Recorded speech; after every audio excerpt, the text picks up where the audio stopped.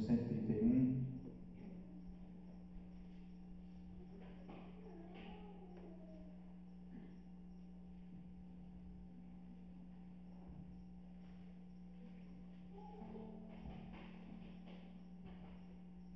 Salmo número 131. Amém? Diz assim a palavra do Senhor: Senhor, o meu coração não é orgulhoso e os meus olhos não são arrogantes. Não me envolvo com coisas grandiosas nem maravilhosas demais para mim.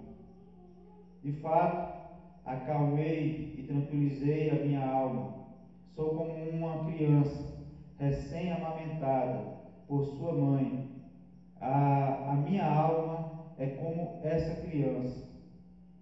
Ponha a sua esperança no Senhor, ó Israel, desde agora e para sempre. Amém? O salmista, acredito eu, que diante de tantos questionamentos, de tantas situações em que ele não compreendia, ele chegou ao ponto de dizer assim: não me envolvo. Não me envolvo com coisas grandes demais para mim. Ou seja, tem coisas, irmãos, que a gente questiona, que a gente procura entender e a gente não entende. E o salmista ele diz assim: não me envolvo. E no verso 2, ele diz que acalmou o seu coração no Senhor, como uma criança recém-amamentada no colo de sua mãe. Ele disse que se acalmou a alma e depositou a sua confiança no Senhor. Irmãos, de fato, existem coisas que nós não compreendemos, não conseguimos achar resposta, não conseguimos entender, mas o salmista nos ensina aqui a confiar no Senhor, a depositar toda a nossa esperança e confiança no Senhor. Amém? E ele termina dizendo: ponha a sua esperança no Senhor, Israel, desde agora e para sempre. Quando é que nós devemos colocar a nossa esperança no Senhor? Agora e sempre. Amém? Amém. E que nós possamos nessa noite prestar um culto agradável ao Senhor, adorar ao Senhor, porque Ele é merecedor, independente das circunstâncias. Amém? Vamos orar. Você também pode, enquanto eu oro, também orando a Deus, agradecendo a Deus por estar aqui, agradecendo e pedindo perdão a Deus pelos seus pecados. Somos falhos e queremos nos apresentar diante do Senhor puros. Amém? Deus, nós louvamos, exaltamos o Teu nome, te agradecemos, ó Deus, por estar na Tua casa, te agradecemos pela Tua palavra que nos edifica, que nos alimenta, que nos ensina, que nos prepara. Ó Deus, ajuda-nos a se aquietar no Senhor, a depositar de fato a nossa confiança no Senhor. Ó Deus, em nome de Jesus Cristo, pedimos, ó Deus, perdão pelos nossos pecados. Ó Deus, purifica o nosso coração, tira do nosso coração, da nossa mente, tudo aquilo que não agrada ao Senhor. Se há algum pecado por falta de entendimento, que o Senhor nos revela a Tua vontade, pela Tua palavra. Ó Deus, em nome de Jesus Cristo, ao louvor da glória do Senhor. Receba os nossos louvores, receba a nossa adoração, em nome de Jesus Cristo, que de fato possamos prestar um perfeito louvor e uma perfeita adoração a Ti, porque Tu és merecedor, ó Deus, em nome de Jesus. Amém.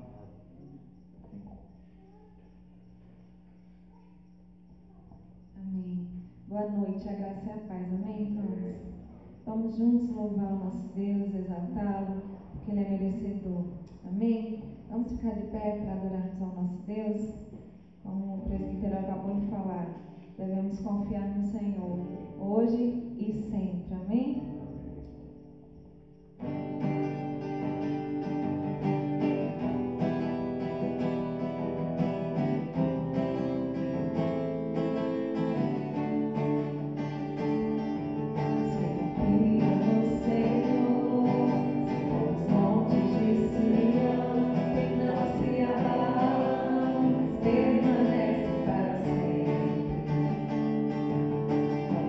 De Jerusalém.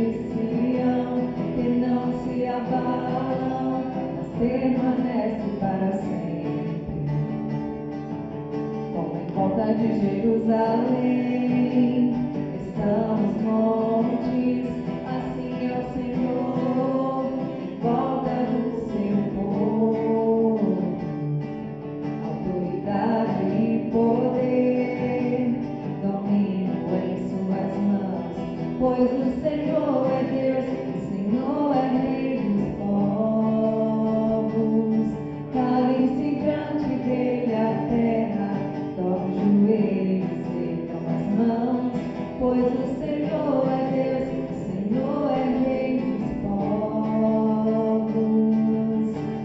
Não dá, sem Jesus não dá, não dá, sem Jesus não dá, oh não dá, sem Jesus não dá, oh não dá, sem Jesus não dá. Glória, glória, aleluia, glória, glória, aleluia, oh glória, glória, aleluia, oh glória, glória, aleluia, amém. Amém, louvado seja nosso Deus. Te adoramos, Senhor, te bendizemos, porque podemos descansar em Ti, porque confiamos em Ti, depositamos em Ti, ó Deus, a nossa confiança, a nossa esperança em todo o tempo. Louvado seja o Teu nome.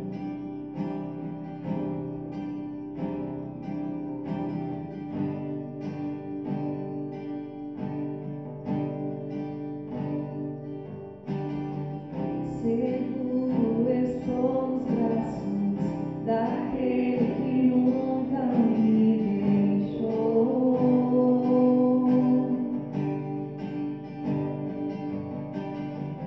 Seu amor perfeito sempre esteve repousado em mim.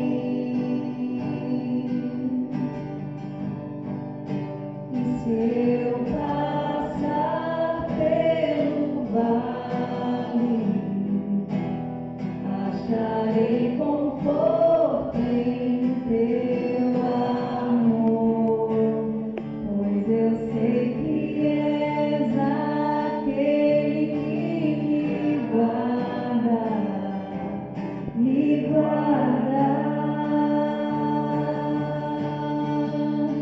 Em Teus braços é o meu descanso, em Teus braços é o meu descanso, em Teus braços é o meu descanso, em Teus braços é meu descanso.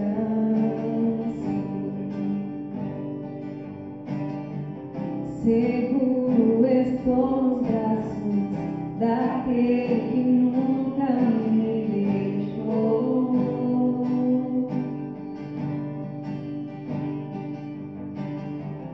Seu amor perfeito sempre esteve repousado em mim. E se eu passar pelo vale, acharei conforto em Teu amor, pois eu sei que és aquele que me guarda, me guarda. Em Teus braços é o meu descanso, em Teus braços é o meu descanso, em Teus braços é o meu descanso, em Teus braços é o meu descanso. Descansamos em Ti, Senhor, descansamos em Teus braços de amor. Ó Deus, pois ainda que venhamos passar pelo vale da sombra da morte, não temeremos mal algum, porque Tu estás conosco, Senhor. O Senhor nos sustenta com a Tua destra fiel. O Senhor nos sustenta.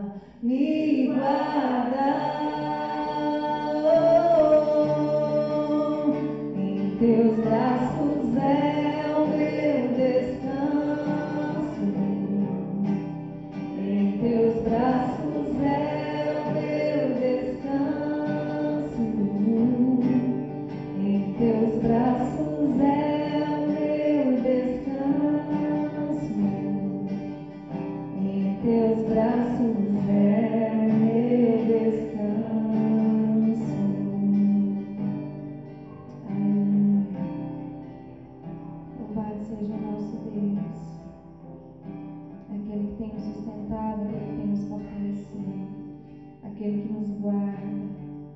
Louvado seja o nosso Deus.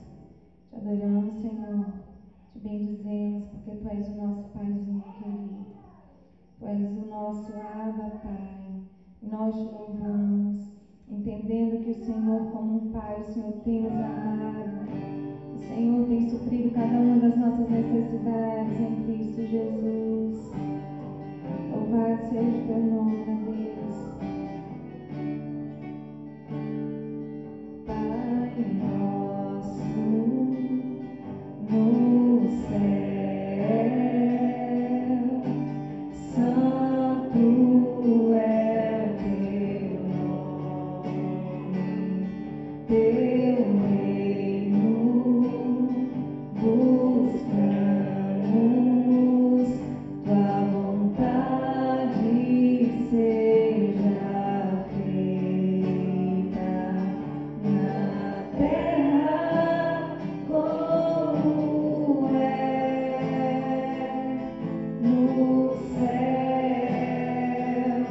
Deixa o céu descer na terra como é no céu. Deixa o céu descer, Pai nosso. Santo, santo é o Teu nome, Teu reino buscamos, Tua vontade seja feita na terra como é no céu. Deixa o céu descer na terra como é no céu.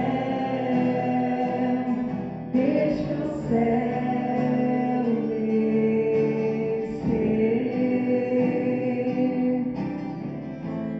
Deixa o céu descer. Deixa o céu descer. Deixa o céu descer.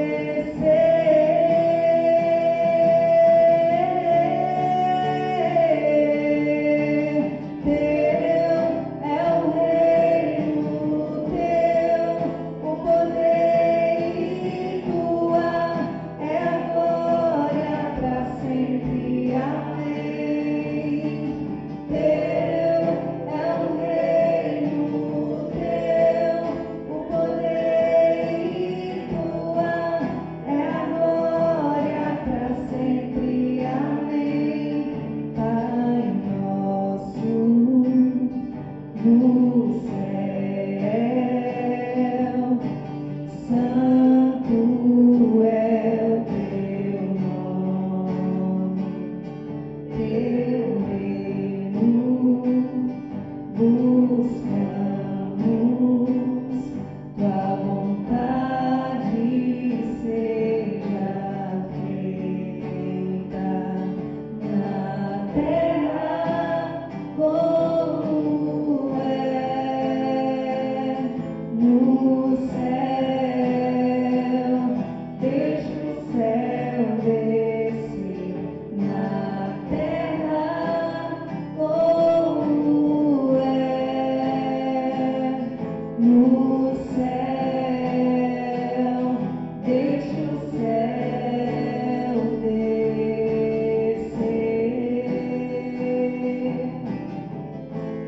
Deixa o céu descer.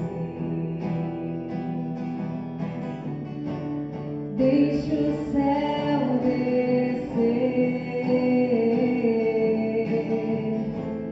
Deixa o céu descer.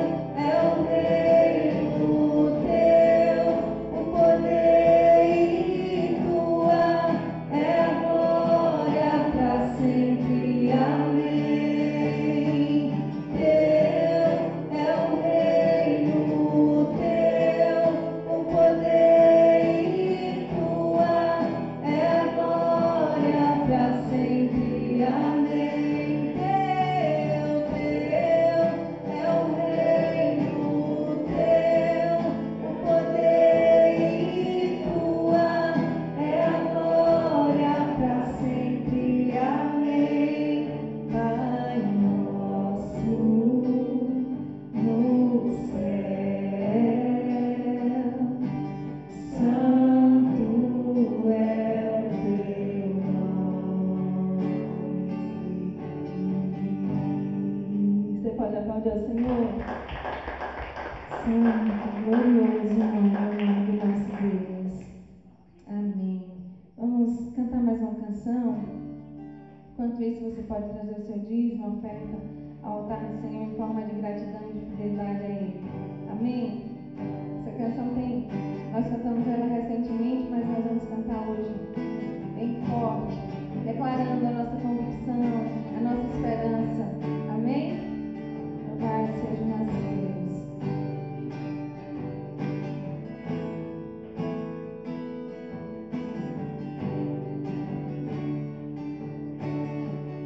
Um dia lindo, ao vejo eu encontrar a eterna glória que prometida está. Gozo e alegria posso então sentir, pois Jesus Cristo já está por vir. Jesus virá, outra vez aqui Jesus virá, Jesus virá, mais uma vez aqui. E todos juntos, em um só louvor, cantemos todos, Ele é o nosso Senhor. Ele veio ao mundo para ser mártir da paz. Ele foi tentado e não pecou jamais. A sua vida foi um exemplo de amor. Cantemos todos, Ele é o nosso Senhor. Jesus virá, outra vez aqui Jesus virá, Jesus virá, mais uma vez aqui. E todos juntos, em um só louvor, cantemos todos, Ele é o nosso Senhor. Ele veio ao mundo para ser mártir da paz. Ele foi tentado e não pecou jamais. A sua vida foi um exemplo de amor. Cantemos todos, Ele é o nosso Senhor. Jesus virá, outra vez aqui Jesus virá, Jesus virá, mais uma vez aqui. E todos juntos, em um só louvor, cantemos todos, Ele é o nosso. Declare isso com toda a sua força. Jesus virá, outra vez aqui Jesus virá, Jesus virá, mais uma vez aqui.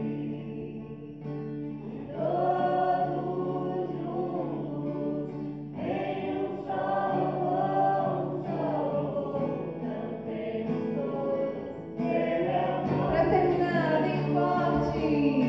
Jesus virá, outra vez aqui Jesus virá. Deus, por esse dia, Senhor, uma vez aqui. E todos juntos, em um só louvor, cantemos todos, Ele é o nosso Senhor. Amém. Louvado seja o nosso Deus.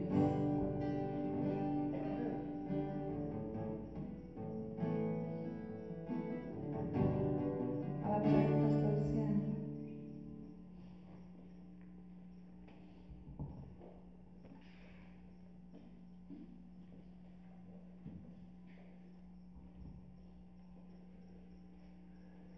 Boa noite, meus irmãos, graça e paz. Estou usando máscara porque Luciana gripou essa semana. passou para mim, mas já fez o teste do Covid, negativo. Mas eu não quero passar mais gripe para ninguém, né? Então, para aqui em mim mesmo. Se bem que está aí todo mundo gripando, acredito que não vou ser o único, né? Vamos abrir a palavra do Senhor no Salmo de número 128.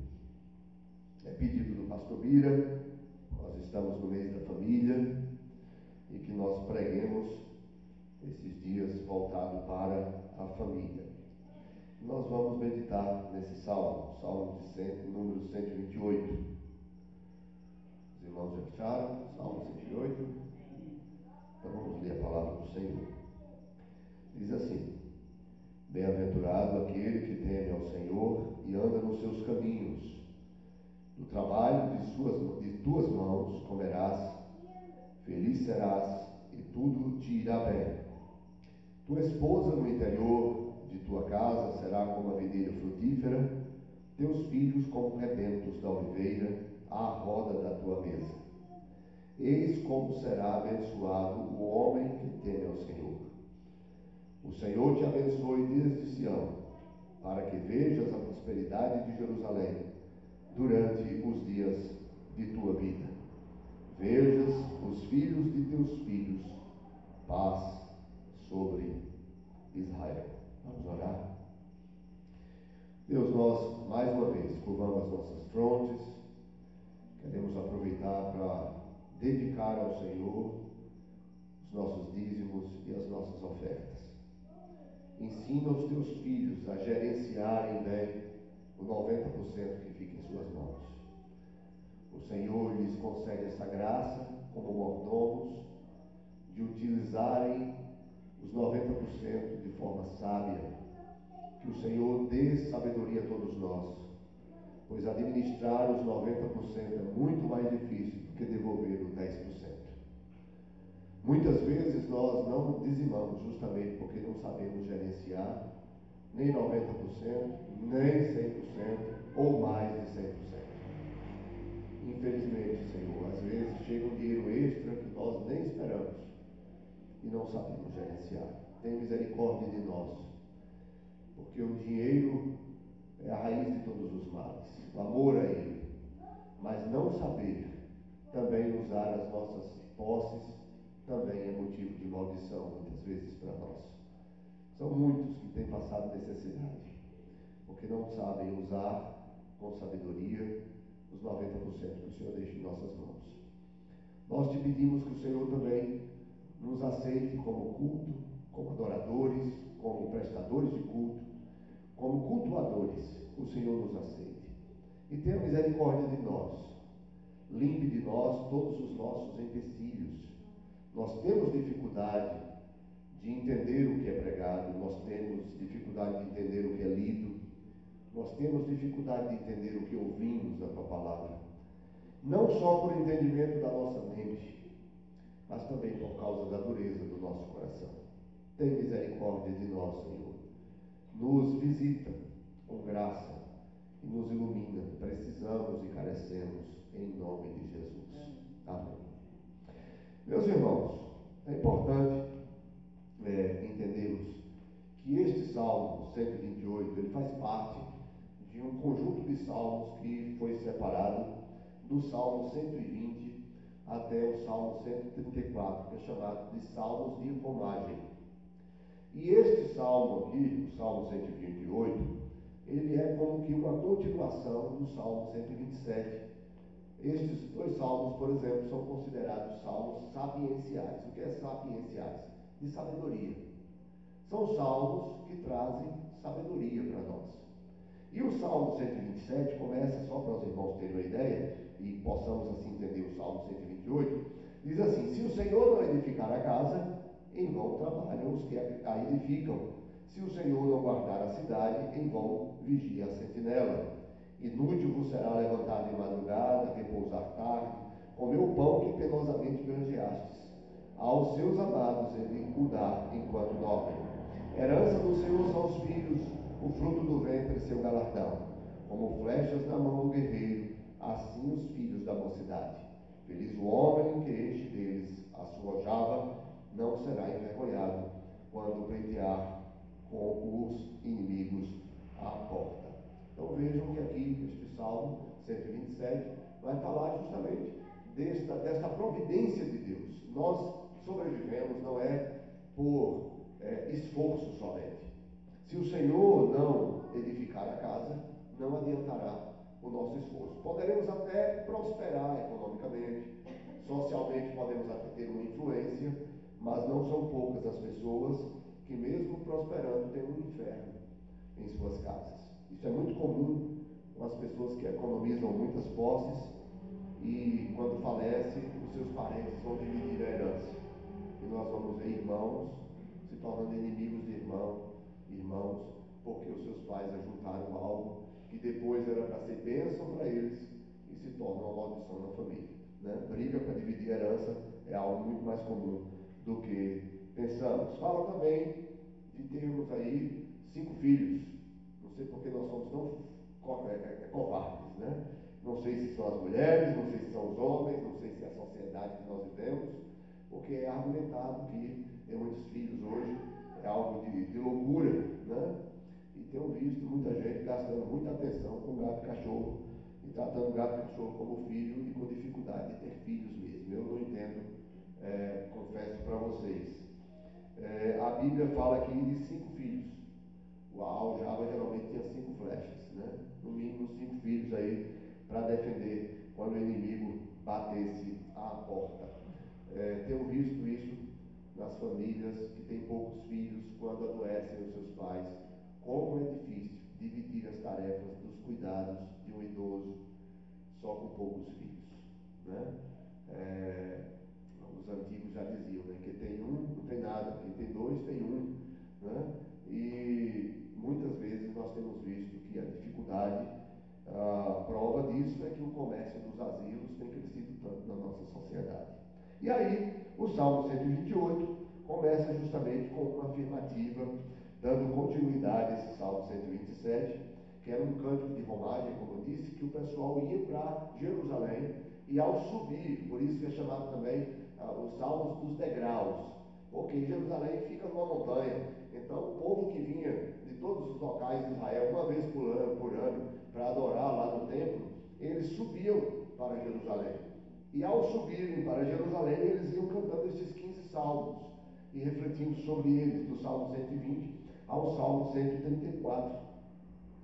E no Salmo 128 diz: bem-aventurado aquele que teme ao Senhor e anda nos seus caminhos. Esse salmo, se você observar, pelo menos na minha tradução, me ajuda muito isso, ele tem 3 parágrafos. Começa no Salmo 128, verso 1 até o 2, depois do 3 até o 4 e do 5 até o 6. São 3 parágrafos, sermãozinho calvinista, bem facinho aí de fazer, de 3 pontos, já subdividido, facinho de pregar, né? No sentido de dividir, a divisão. E de fato, este salmo começa dizendo que bem-aventurado é aquele que teme ao Senhor e anda nos seus caminhos. Primeira lição que a gente tem que tirar aqui deste salmo, naquilo que queremos meditar nessa noite, que é justamente sobre uma família feliz, é justamente que ele é estruturado em um homem que busca temer ao Senhor e andar nos seus caminhos.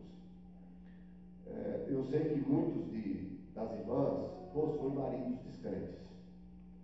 E sei que muitos dos irmãos se converteram depois, já de casados, às vezes converte um e o outro não. Mas fica uma palavra aqui para duas jovens que temos aqui hoje, né? Fica a palavra para vocês, e também temos um jovem aqui. O princípio de que devemos buscar casar no Senhor. Por quê? Porque uma coisa é você já ser casado e um converter, o outro não. Mas outra coisa é você se jogar num relacionamento já sabendo que a pessoa é descrente e você ir trazer isso para a sua vida. Porque a família feliz, ela começa de fato com um homem que teme ao Senhor e anda nos seus caminhos. Isso é extremamente compatível com o Salmo 1, que diz assim: bem-aventurado o homem que não anda no conselho dos ímpios, não se detém no caminho dos pecadores, nem se assenta na roda dos escarnecedores. Antes o seu prazer está na lei do Senhor, e na sua lei medita de dia e de noite. Ele é como árvore plantada junto à corrente de águas, que no devido tempo dá o seu fruto e cuja folhagem não murcha, e tudo quanto ele faz será bem sucedido. Os ímpios não são assim, são, porém, como a palha que o vento dispersa. Por isso, os perversos não prevalecerão no juízo, nem os pecadores na congregação dos justos, pois o Senhor conhece o caminho dos justos, mas o caminho dos ímpios perecerá. Então, por que é importante casar no Senhor e buscar como homem, ser um homem que teme ao Senhor e anda nos seus caminhos? Porque a prosperidade humana, ela reside justamente na obediência a Deus e à sua vontade. Quando nós fugimos dessa obediência, não é que nós não podemos ter um casamento equilibrado. Lembrem-se de Timóteo, né, que é filho de judia, né, neto de judia, que havia casado com um pai grego. Mas nós vamos ver que, por exemplo, Timóteo não era circuncidado.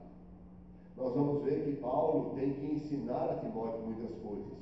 Ainda que a sua mãe e a sua avó fossem judias e depois crentes, mas nós sabemos que a presença do pai grego, com a cultura grega, muitas vezes trouxe, com certeza, empecilhos para aquele lar. E uma família feliz começa justamente quando a figura do homem é uma figura crente.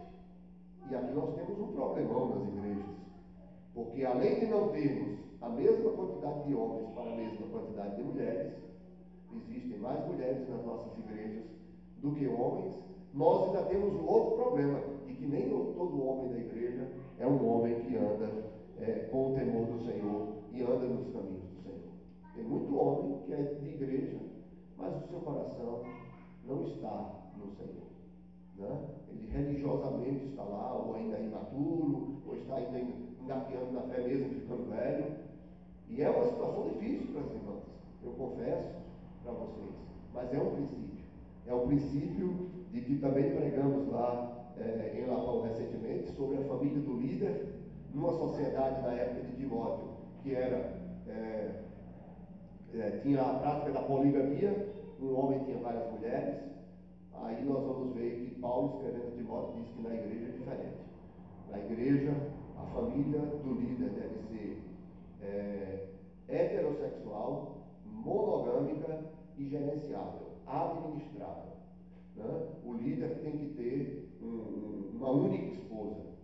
Então, os irmãos que se convertessem, que tivessem mais de uma esposa, se crê que haveria conversão, que ele poderia ser salvo, mas jamais ocupar o cargo de pastor, de presbítero ou de diácono, porque a liderança, ela é monogâmica. Vejam que nós temos hoje um problema sério nas igrejas, onde até os pastores estão divorciando muito facilmente, e já tem histórico aí de pastor que já casou com 4 mulheres. Um pastor desse, Michel, você que é presbítero, não tem condição de pastorear uma igreja, não. Ele pode ser salvo, não vou questionar a fé desse homem, mas dizer que 4 mulheres que ele arrumou nenhuma prestou, tem alguma coisa errada aí. E eu não tenho dúvida que quem não presta é ele. Porque 4 pessoas, ou então ele é tão santo que só escolhe pecadora. Mas como eu sei que isso não é verdade, né? Se ele fosse tão santo, ele não largava nem a primeira. Ele suportava a primeira o máximo que pudesse, a todo custo e a todo preço, né? Então vejam, meus irmãos, que é princípio bíblico de que o lar feliz começa com um varão. Ah, isso é machismo? Não, não é machismo. É um fato de que nós estamos falando aqui de uma família crente. Então, machismo e feminismo não está contando dentro da igreja. O que conta é a referência da palavra. Observe como foi desde o início.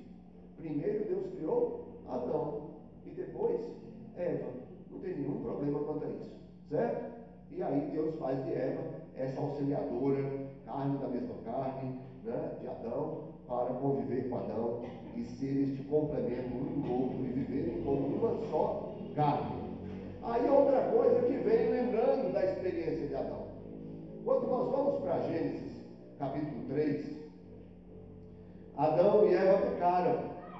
E dos castigos que Deus vai dar a Eva, a serpente e a Adão, no verso 17 do capítulo 3, diz assim: E a Adão disse: Visto que atendeste à voz de tua mulher, e comeste da árvore que eu te ordenara, não comesses, maldita é a terra por tua causa. Em fadigas obterás dela o sustento durante os dias da tua vida.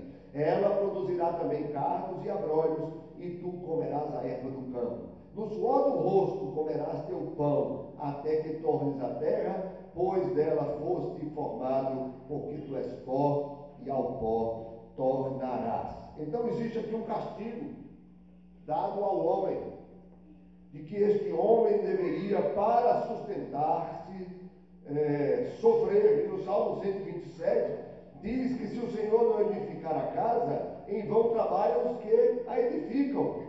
Se o Senhor não guardar a cidade, em vão vigia a sentinela. Inútil vos será levantar de madrugada, repousar tarde, comer o pão que penosamente granjeastes. Aos seus amados ele o dá enquanto dorme. Então este lar feliz é o lar que tem um varão que teme ao Senhor e anda nos seus caminhos. E é um homem que não vê no trabalho um castigo de Deus. Apesar de Deus ter castigado a nós homens com este castigo e consequentemente repousar sobre toda a humanidade, diz que no verso 2, do trabalho de suas mãos comerás, feliz serás e tudo te irá bem.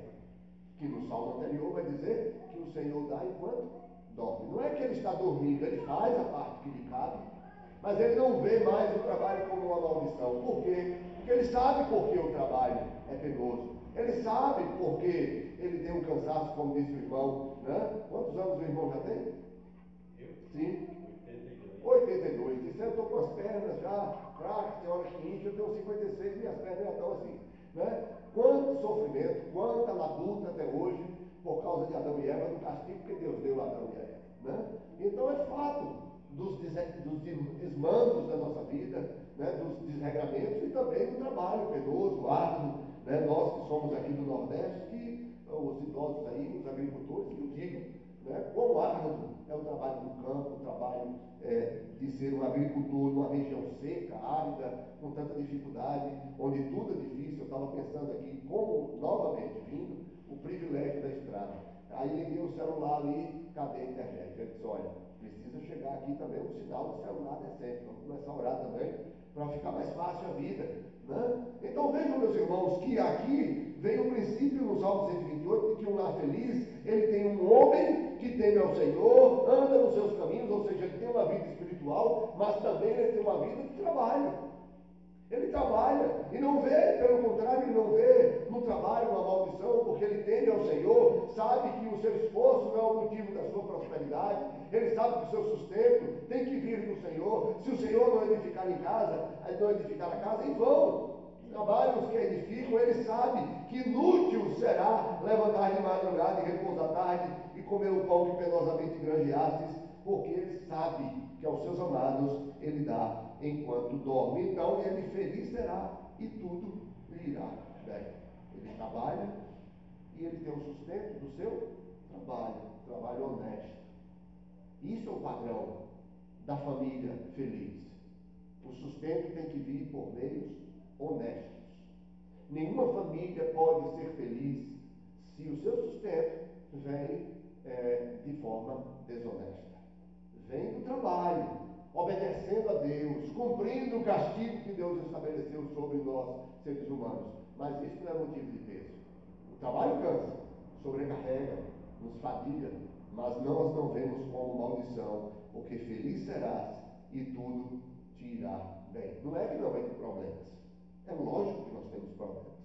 Mas no geral, você já viu alguém que está com seu carro emplacado, sua carteira de motorista em dia, né? Sua habilitação em dia, né?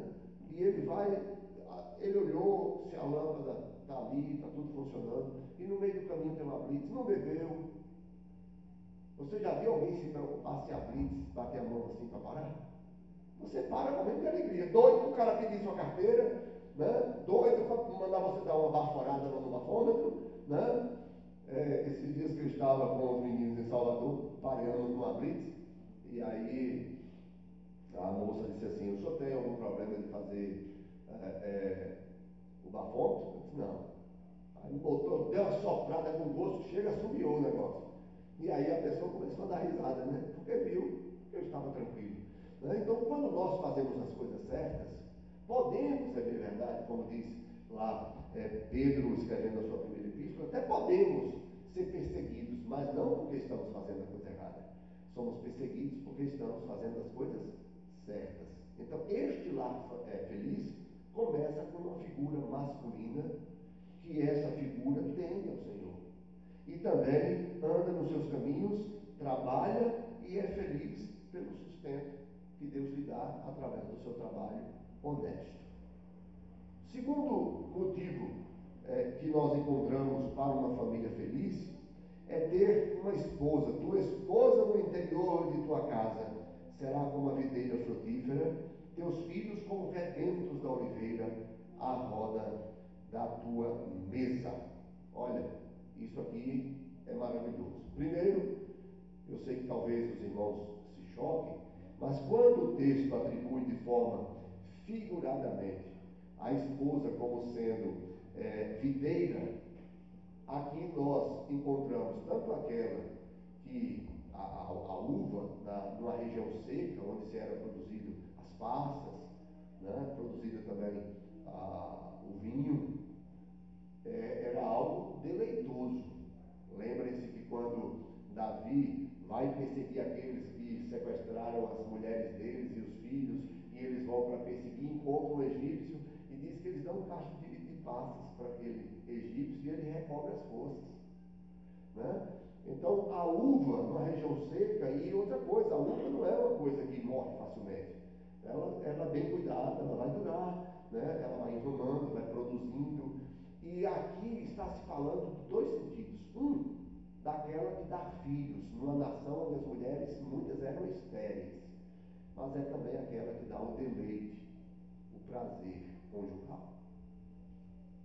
A Bíblia diz que nós devemos nos alegrar no casal, o nosso leito seja sem mácula.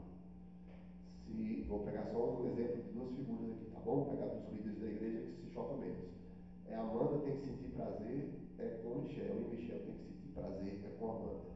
E o círculo se fecha. Por isso a família do líder é monogâmica. E é por isso que a gente tem que, como diz as senhoras da safra do Dapão, os homens às vezes têm que cuidar bem, investir, né? Para poder ter, elas dizem, como é que chama? Depositar, né? Tem que investir, né? Então os relacionamentos afetuosos, gente, leiam Cantares. Cantares é uma linguagem totalmente conjugal. A gente quer espiritualizar muito Cantares, dizer que ali é Cristo, a igreja. Não, ali está falando especificamente. Nós espiritualizamos sim, existem textos ali que podem ser trazidos para o relacionamento de Deus com a igreja, mas ali está falando do relacionamento conjugal de um homem com uma mulher. O meu amado, a minha amada, e aí vem toda a linguagem, né, poética, né, de que os irmãos leem, né, Cantares. Então vejam que uma família feliz, ela encontra felicidade dentro do próprio lar.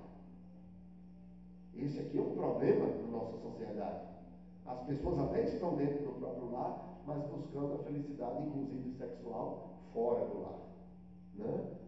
Às vezes não sai de casa para procurar alguém, mas às vezes usa as redes sociais ou os bate-papos da internet, né, como o WhatsApp e os chats e até mesmo os directs e assim por demais das redes sociais para conversar com outras pessoas e suprir as suas carências emocionais. Usam também os sites pornográficos para satisfazer e é assustador. Cada dia que passa, mais aumenta o uso de sites pornográficos por mulheres.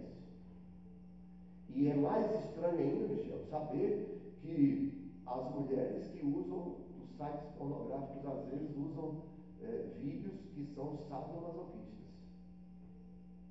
Mulheres que reivindicam tanto seus direitos como mulheres e vão assistir vídeo de gente pingando vela, botando pegador no seio e assim por diante, né? Amarrando para poder ter uma fantasia de estar sendo abusada sexualmente. Imagine que loucura o ser humano natural, né? Ter uma fantasia, mesmo com o seu esposo, de ser amarrado em cima de uma cama para poder, como se estivesse sendo abusada sexualmente. Ora, que loucura, loucura. O homem natural, a mulher natural, são loucos, estão mortos. Por isso que a Bíblia diz isso: estão mortos em seus delitos e pecados. Mas aqui não. No interior, tua esposa no interior da tua casa será como a videira, ou seja, será aquela que te dá prazer. Não é só prazer sexual. É prazer quando faz um agrado, é prazer através de um sorriso, é prazer às vezes numa conversa, num carinho, num cuidado. Então essa mulher é abençoada por um homem que teme ao Senhor e anda nos seus caminhos.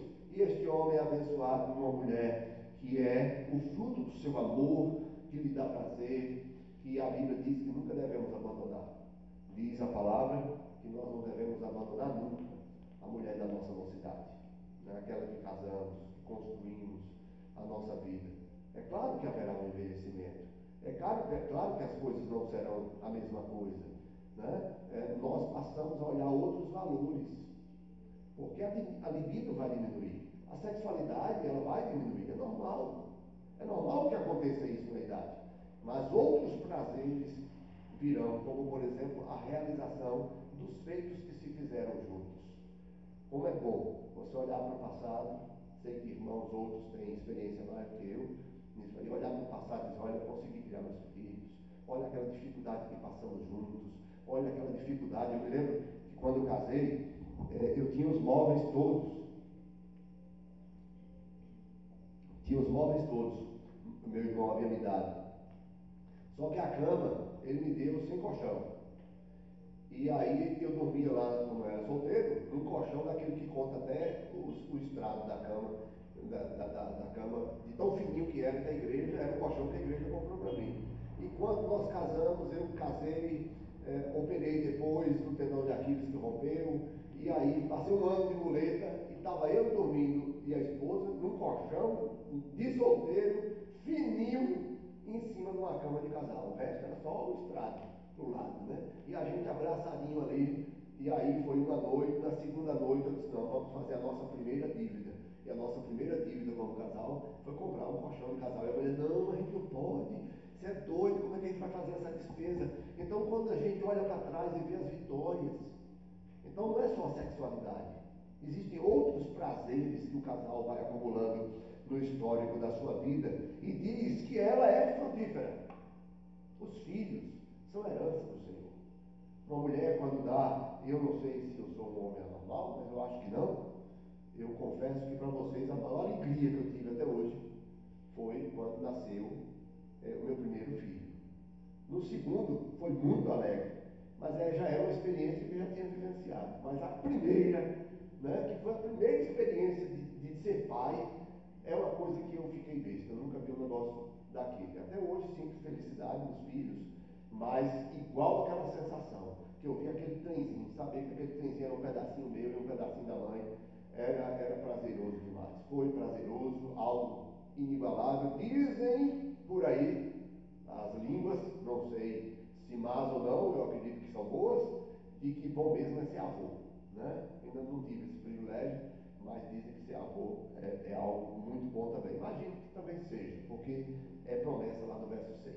Né? Então, nesse contexto, nós vamos ver que a mulher é essa que dá prazer e, ao mesmo tempo, frutífera. E os filhos, que são fruto desse amor, eles são como rebentos da oliveira à roda da tua mesa.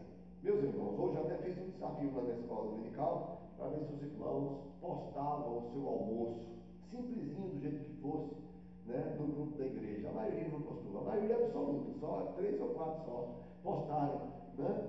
Mas a Bíblia diz que nós devemos sentar à mesa. E é ali naquele sentar da mesa, a família reunida, comendo do fruto do trabalho das mãos desse homem ou dessa mulher, porque hoje na nossa sociedade homens e mulheres trabalham, né? E naquela época também, só que os trabalhos eram diferentes, as mulheres estavam mais envoltas no trabalho do lar. Hoje, não mais, hoje as mulheres estão envoltas no trabalho social, né, fora do lar, e os homens estão envolvidos também, os homens crentes, no trabalho do lar, da vida comum do lar. Então nós cozinhamos também, nós lavamos. O homem de hoje, ele é mais polivalente nesse aspecto do que no passado, né? Não tem nenhum problema fazer algumas atividades domésticas. Ontem mesmo eu peguei meus 2 tênis, que estavam sujos demais, fui lá para a área, lavei meus 2 tênis e pronto. Não houve nada demais, até porque o tênis era meu mesmo. Né? E eu não estava aleijado, podia lavar. Hoje, quando a Luciana levantou, o café estava feito. Né? Então também não vejo nenhum problema, nada disso. Pelo contrário, somos uma equipe. E como equipe devemos trabalhar junto em prol comum. E é bom, neste momento, sentarmos à mesa e estarmos ali com a nossa esposa e os nossos filhos.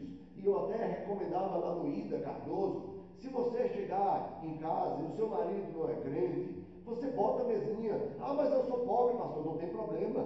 Você bota um paninho de prato ali. Eu fiz isso quando eu estava sozinho aqui em Lapão.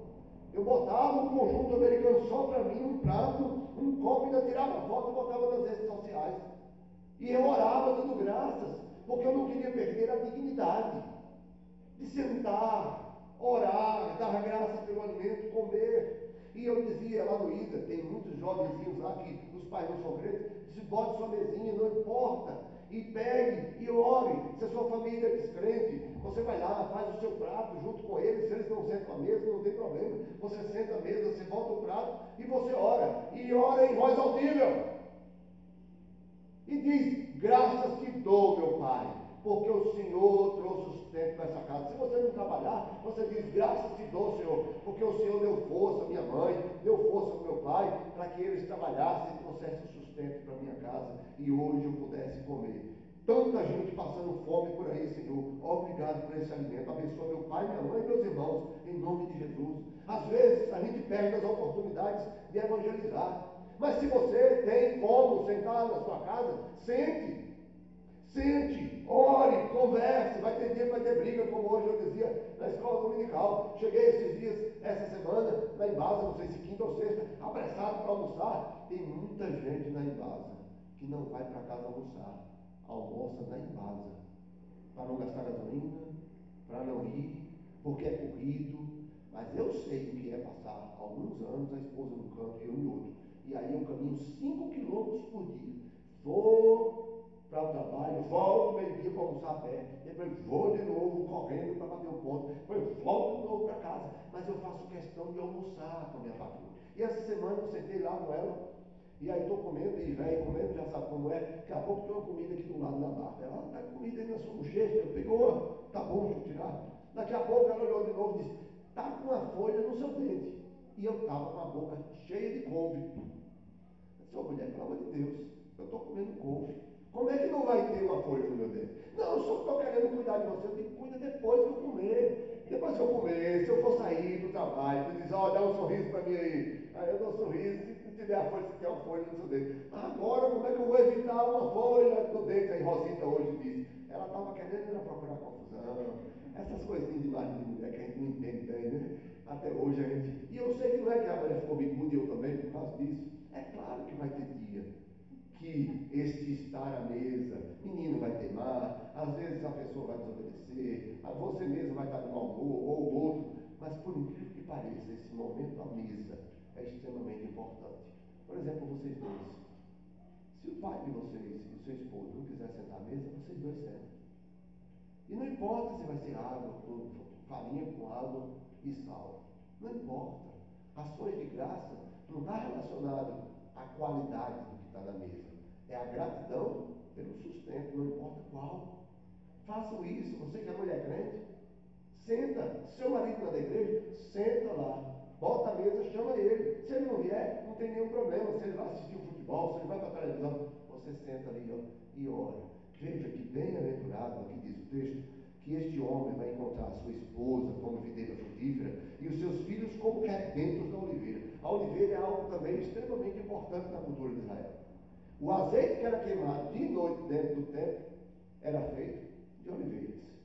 Né? As oliveiras faziam parte da cultura de Israel. O azeite, lembre-se que a unção do sacerdote e dos reis era feito com azeite. E tem um salmo que vai dizer isso.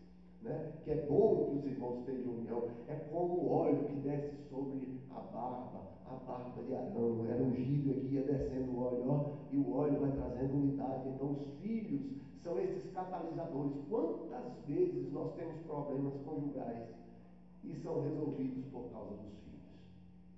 A gente olha os filhos e diz assim, não, isso é besteira, olha meus filhos aí, eu tenho que criar meus filhos, eu não vou deixar meu filho para outra pessoa criar, eu não vou deixar qualquer um, abandonar meu marido para qualquer um criar meus filhos.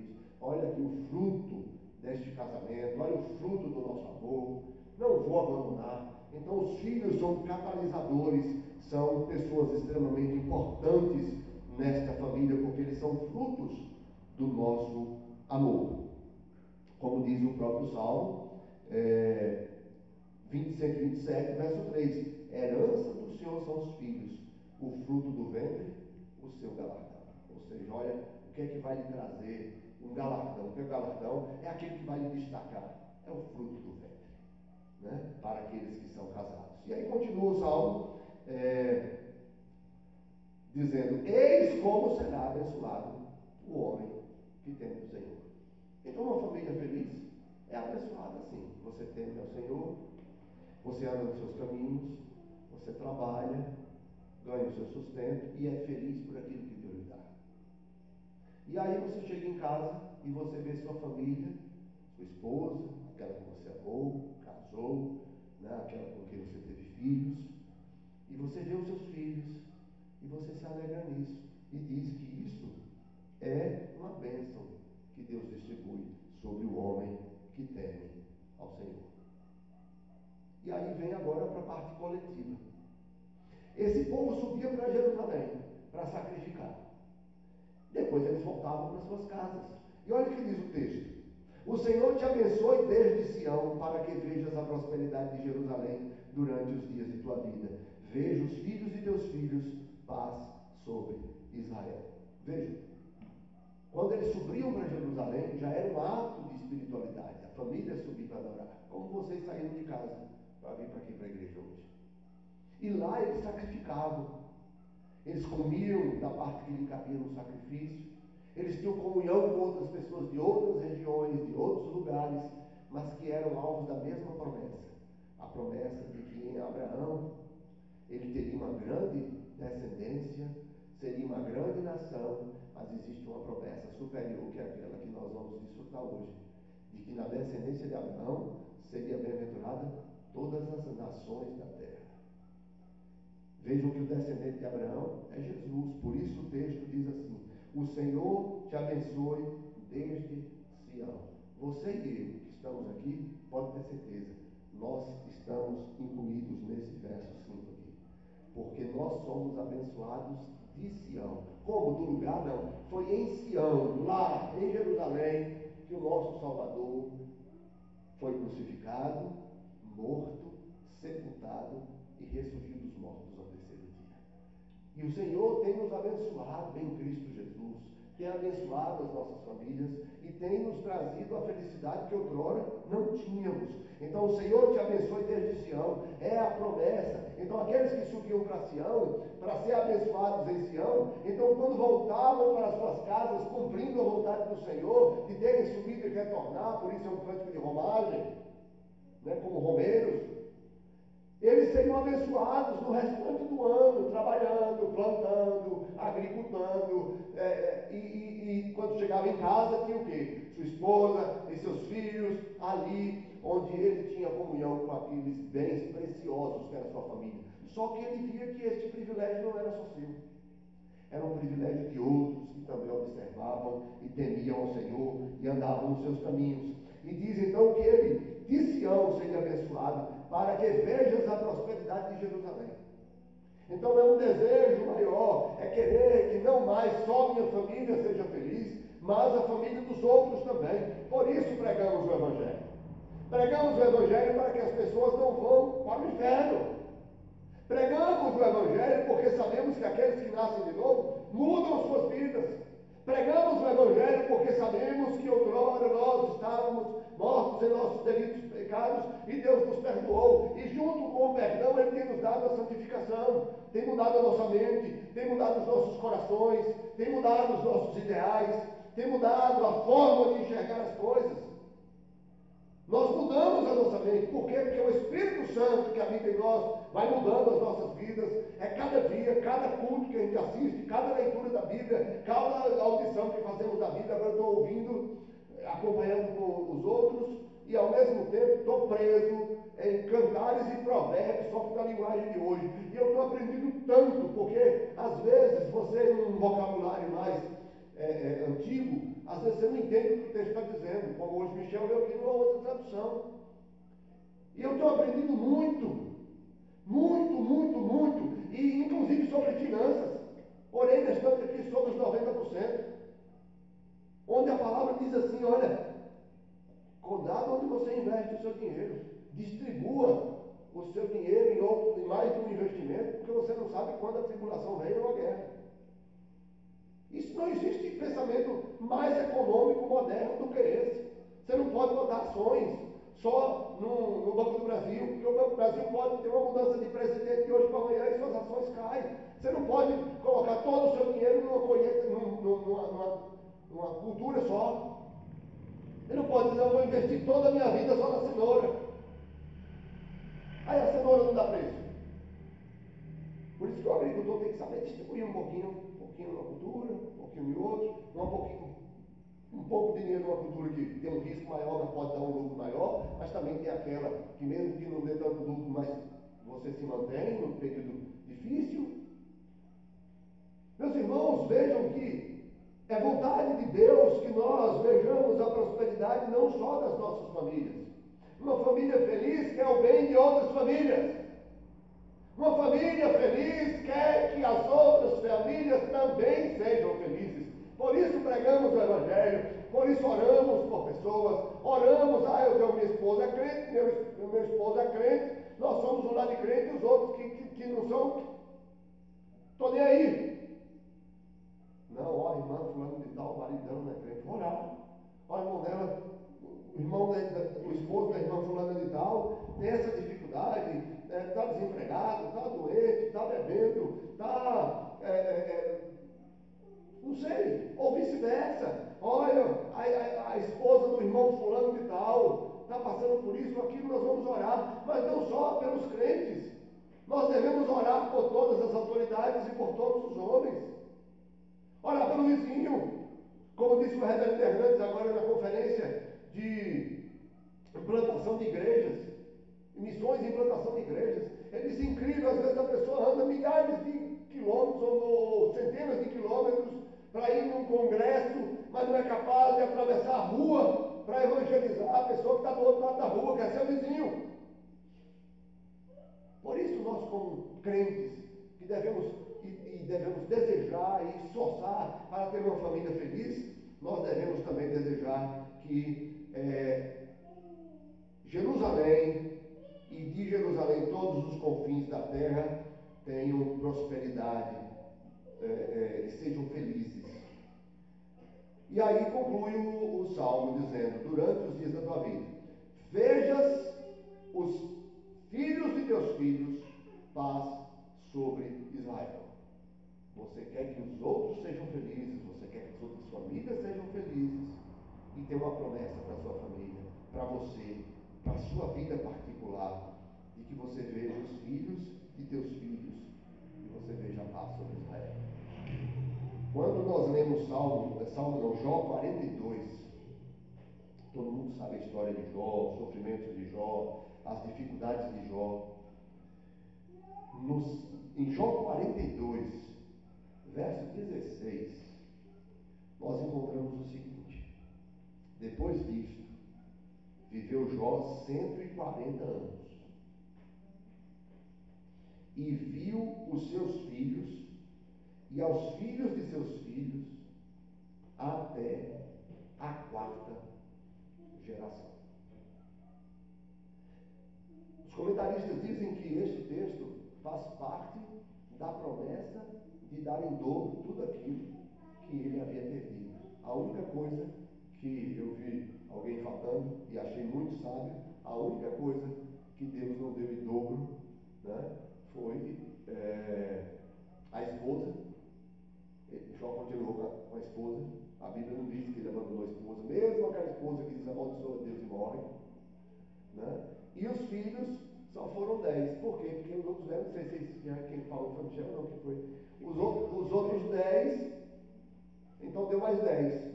Ou seja, filho é insubstituível. Ele não deu 20 filhos a mais, né? Deu só outros filhos. Esses outros filhos não foram o dobro dos filhos, né? Porque filho é insubstituível. Filho é um só. Né? E esposa também. E esposo também. Essa história de querer multiplicar, isso aí é algo que não tem nenhum fundamento bíblico. Mas quando nós vemos essa promessa aqui, dada por Deus a Jó, diz que Jó viveu, a promessa não, essa graça que Deus deu a Jó, diz que Jó viveu 140 anos depois disso. E diz que ele viu os filhos dos filhos. Viu os seus filhos e aos filhos dos seus netos, como diz o Salmo 128. Mas Deus ainda deu bênção muito maior. Diz que ele chegou a ver os filhos dos filhos até a quarta geração. Isso significa filhos, netos, bisnetos, tataranetos. Uma bênção de Deus, podemos ver a nossa descendência até os netos. E se Deus for bondoso conosco, podemos ver até os bisnetos e os tataranetos. Quem sabe? Oxalá Deus nos conceda isso. Oxalá não é termo. Oxalá significa tomara. Né? Tomara Deus nos dê esse privilégio. Mas uma coisa é certa, é promessa do Senhor, que aquele lar feliz é um lar onde o marido vive bem com a esposa, com os filhos, trabalhando, gratos pelo sustento, se preocupam com a vida espiritual, vão cumprir suas obrigações religiosas, desejam a felicidade de outras famílias e têm a esperança de que Deus cumpra a sua promessa de que possamos ver os filhos de teus filhos e vivamos numa nação em paz. Lembrem-se que a nação de Israel vivia constantemente em guerra. Quando nós vamos para a Santa Ceia,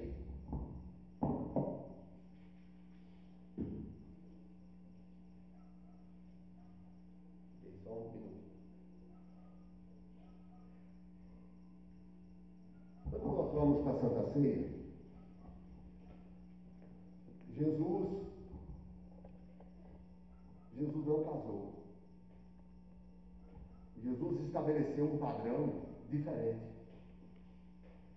Ele, em Sião, constituiu uma grande família.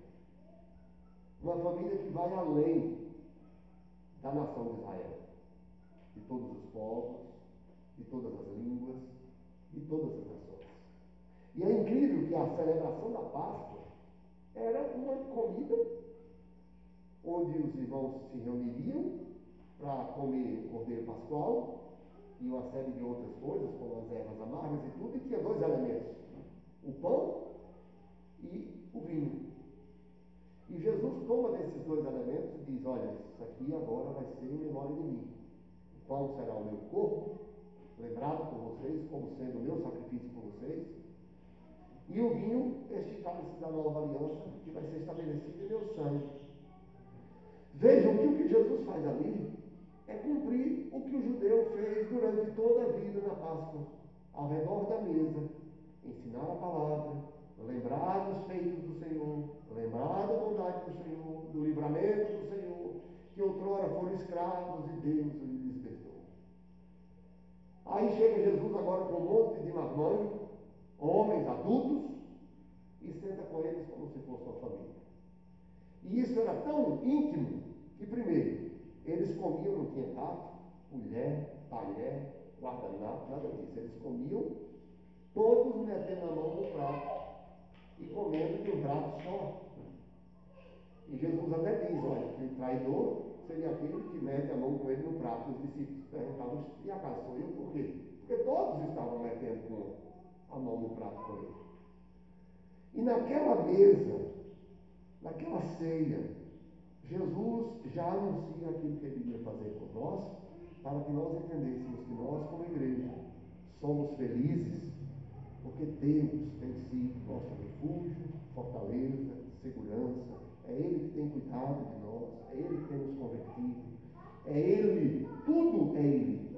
Não existe nada, como disse o pastor Roberto hoje pela manhã, Não tem nada que eu faça para que Deus goste mais de mim.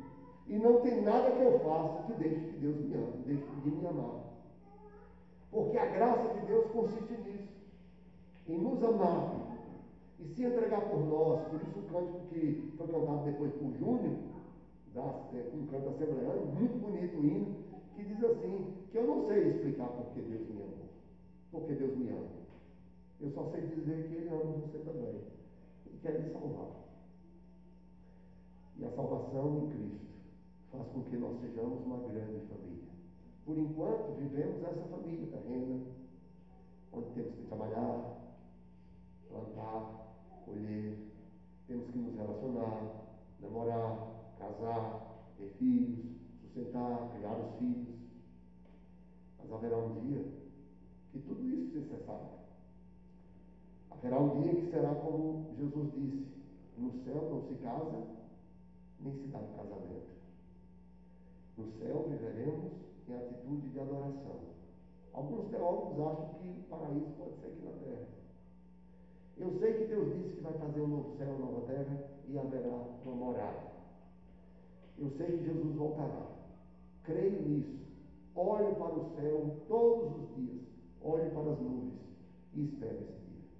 Enquanto esse dia não chega, eu tento ser um homem crente, como espero que você seja um homem crente e uma mulher crente, tentando ser um homem crente e uma mulher crente no seu lar, abençoando as nossas famílias, sendo um filho crente, abençoando os pais, honrando pais e mães, esperando a vinda de Cristo, até o dia que Ele vai cear conosco.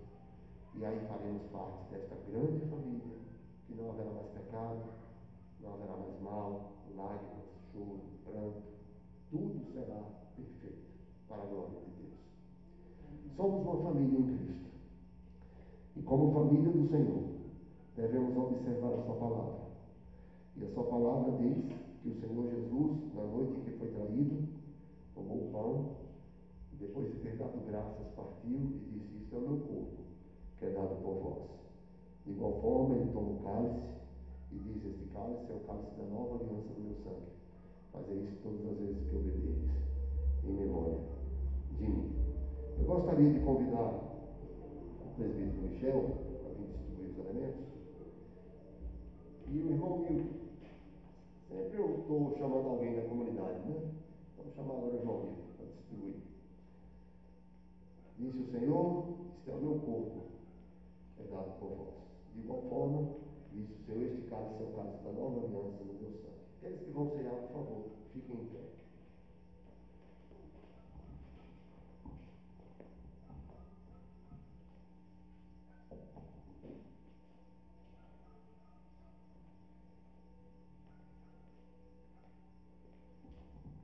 A distribuição dos elementos, ela deve ser feita por presbíteros.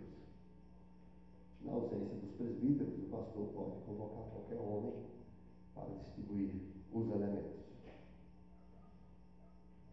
Já convidei o pastor Roberto, já convidei Milton, já convidei algumas pessoas.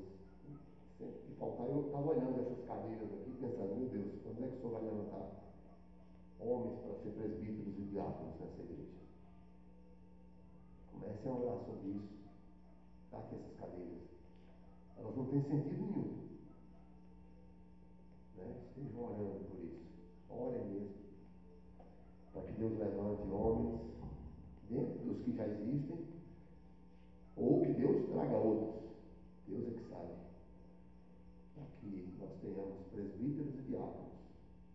Para que um dia a congregação de partes vire uma igreja. É um sonho aí, senhor, não é não, Michel? Espera aí, meu irmão, deixa eu distribuir para o senhor. Pode ficar aqui junto com o Michel. Disse o Senhor: este é o meu corpo, que é dado por vós. De igual forma, o Senhor toma do segundo elemento, o cálice, e diz: este cálice é o cálice da nova aliança no meu sangue. Fazer isso todas as vezes que eu beberdes, em memória de mim. Quando falamos de família, não tem como esquecer que Cristo se tornou o nosso irmão, justamente porque Ele, como irmão que nos adotou, tomou o nosso lugar morreu em nosso lugar, pagou o preço que era para nós, para que nós tivéssemos o perdão, e ressuscitou de dentre os mortos, para que vivêssemos com Ele e com Ele reinássemos. Isto é que é irmão. Nem de sangue era, mas se entregou por nós. Nos amou, pagou a nossa culpa, para que nós pudéssemos, em Cristo Jesus, sermos filhos de Deus. Disse o Senhor: esse é o meu corpo. Vamos comer o pão. De igual forma, este é o cálice do Senhor. Sem derramamento de sangue, não há remissão de pecados. Obrigado, Senhor, pelo teu corpo. Obrigado pelo teu sangue, que naquela cruz, lá em Sião, em Jerusalém, foi crucificado e morto, para que nós pudéssemos ter o perdão dos nossos pecados. Obrigado porque o Senhor ressuscitou de dentre os mortos e vive. E todas as vezes que ceiamos, anunciamos a morte do Senhor até que Ele venha. O Senhor voltará. Nós esperamos. Maranata, vem Jesus. Tomamos deste cálice, em observância à tua vontade. Bendito sejas tu, porque nos ensinastes a agradar ao Pai.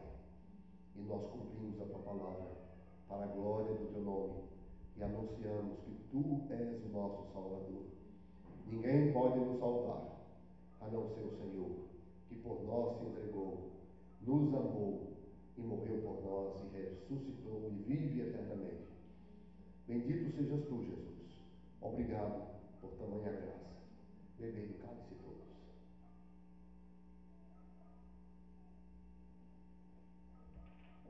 Vamos orar.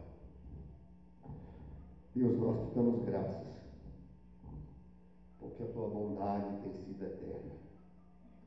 E o Senhor, na tua bondade, nos escolhestes antes da fundação do mundo. Obrigado, Senhor, porque o teu perdão, ele transcende as nossas capacidades de compreensão. O Senhor nos perdoa e nós somos gratos por tamanho perdão. Jesus nos ensina a sermos bons esposos em nossos lares. Deus ensina as nossas irmãs a serem boas esposas em seus lares. Ensina-nos, se ainda temos pais e mães vivos, ensina-nos a sermos bons filhos em nossos lares, para que o teu nome seja glorificado e as pessoas vejam as nossas boas obras que são feitas em ti e glorifiquem o nosso Pai que está nos céus. Nos ajuda a sermos gratos, nos ajuda a trabalharmos, a termos o sustento como fruto do nosso trabalho honesto. Livra-nos das tentações. Dá-nos prazer com os nossos esposos e com as nossas esposas. Alegra-nos com os nossos filhos. E faz com que nós sempre tenhamos o sentimento de que o nosso próximo e as demais famílias precisam ser felizes e só há felicidade em Deus. Que o Senhor nos ajude a evangelizarmos este lugar de paz. Ajuda-nos, Senhor, a testemunharmos do Senhor. E que o Senhor salve aqueles que quiser salvar. Mas não nos deixes calar. Dá-nos a graça de abrirmos a nossa boca e anunciarmos o teu amor para a tua honra e glória.